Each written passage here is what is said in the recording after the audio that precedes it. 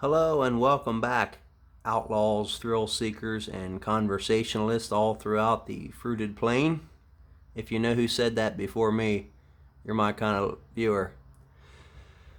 Anyhow, recently I acquired a metric buttload of air-cooled stuff.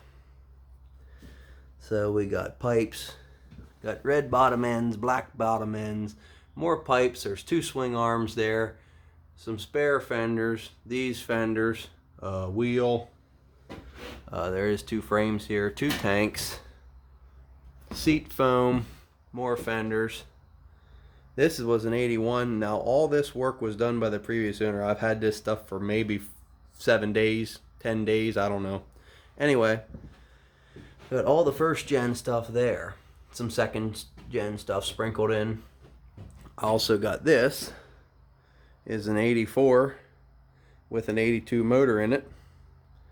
And this headlight was actually on an 87 200X that I got from this guy a year ago. He sells exclusively to me because he wants his stuff to go to me in my collection and whatnot. And that's all well and good. But he had plans for this one. And along with all the other parts, let's take a look at what the plans are.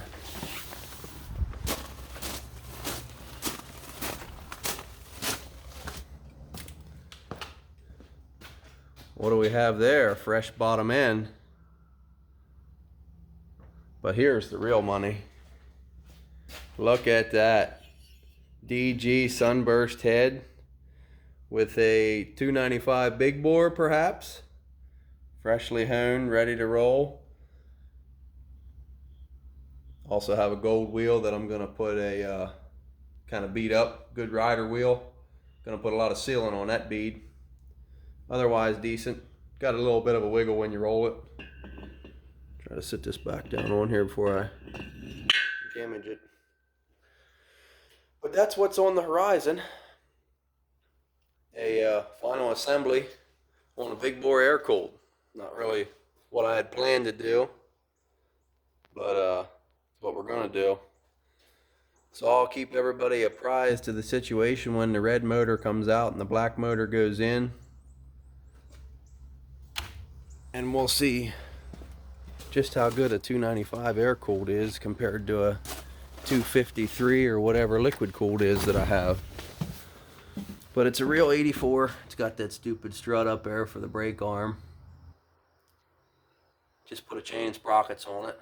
This was a former race bike, and I'm kind of going back to original with it. I got a OE tail light that's got a chunk out of the bottom there. But it's going to be a rider, and I kind of always wanted an air-cooled rider, and I kind of like the narrow front tire, so I had to go 83, 84. And this is a real 84.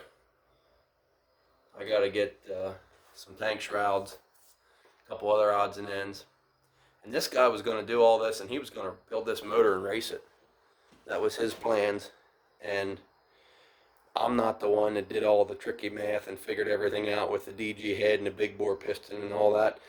All I got to do is get a carb, get some reeds, some other odds and end parts, and tighten some bolts down. That's not to say that engines aren't precise and should be handled with care and cleanliness, but somebody else did all the hard work. But anyway, that's just a quick video of what we're working on before the snow flies and we get the Arctic Cat out. Got it covered so the hood don't fade. But once the snow's on the ground, the trikes stop and the snowmobile starts.